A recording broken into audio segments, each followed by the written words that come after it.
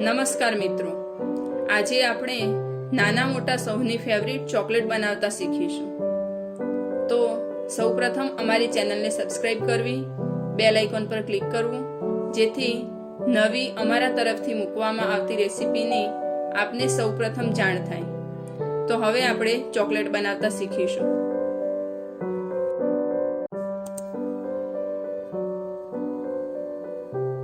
સૌપ્રથમ dark compound અને milk compound લઈશું, જે બજારમાં તૈયાર મળે છે. આ મિલ્ક કમ્પાઉન્ડ છે.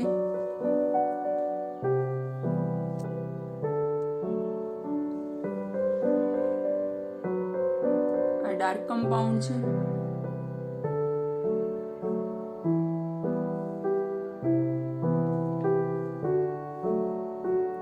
હવે ચોકલેટને વધુ ટેસ્ટી બનાવવા માટે આપણે ચોકો ચિપ્સ, ચોકો સ્ટ્રેન્સ, ચોકો બોલ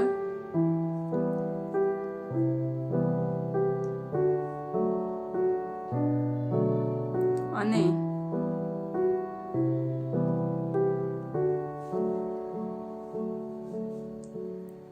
ડ્રાયફ્રૂટનો ઉપયોગ કરીશું.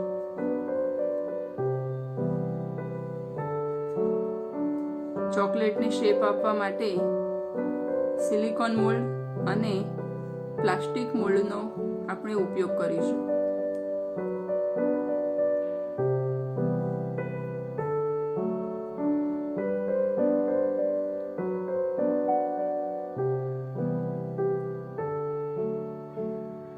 હવે એક બાઉલની અંદર મિલ્ક કમ્પાઉન્ડના નાના પીસ કરીશું.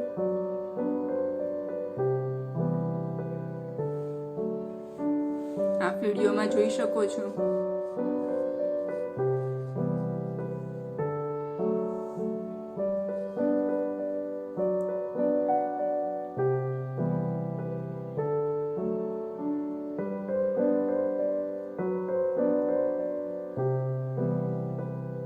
ત્યાર પછી ડાર્ક કમ્પાઉન્ડના નાના પીસ કરીશું, જેથી બંને સારી રીતે મેલ્ટ થઈ જાય.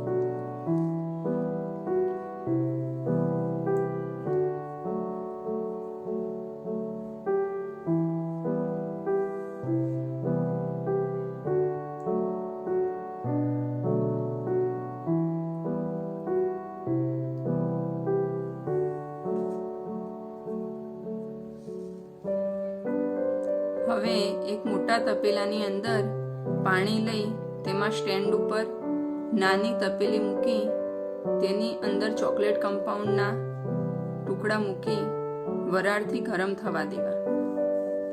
આપ જોઈ શકો છો વિડીયોમાં. તપેલાને ખુલ્લું જ રાખવું.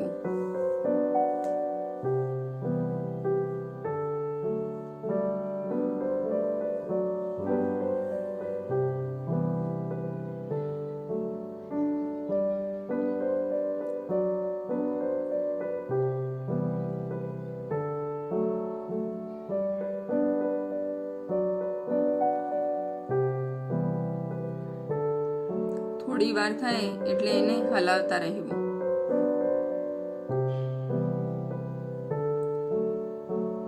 મિલ્ક કમ્પાઉન્ડ અને ડાર્ક કમ્પાઉન્ડ બંને મેલ્ટ થઈ જાય ત્યાં સુધી એને મિક્સ કરતા રહેવું.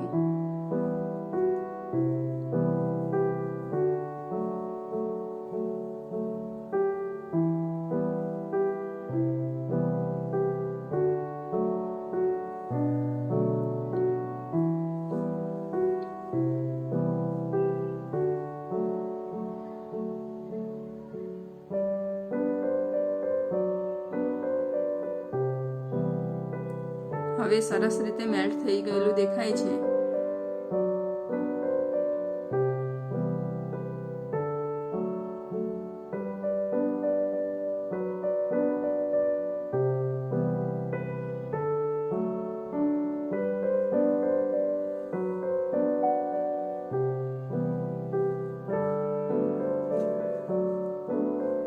ત્યાર પછી મોલ્ડમાં ચોકો ચિપ્સ,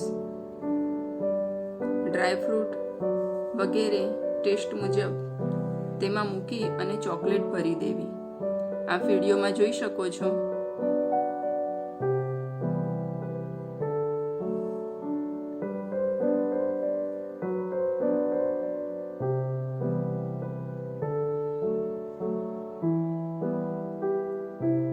તમે તમારા ટેસ્ટ મુજબ અંદર ડ્રાયફ્રૂટ કે ચોકો ચિપ્સનો ઉપયોગ કરી શકો છો.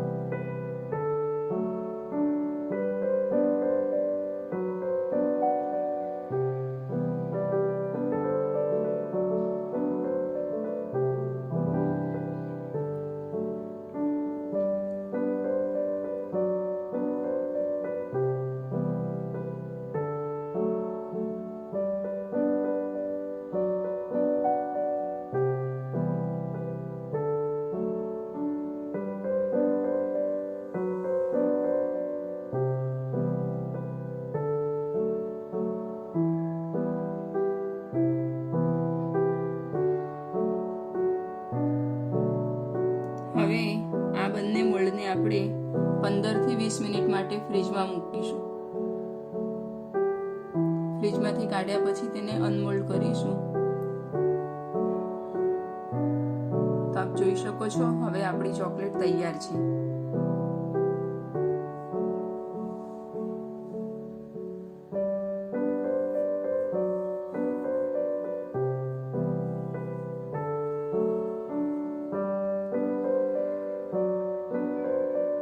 હવે તમે તેની મજા માણી શકો છો. તો અમારી ચેનલને સબસ્ક્રાઇબ કરવાનું, લાઈક કરવાનું અને શેર કરવાનું ભૂલતા નહીં.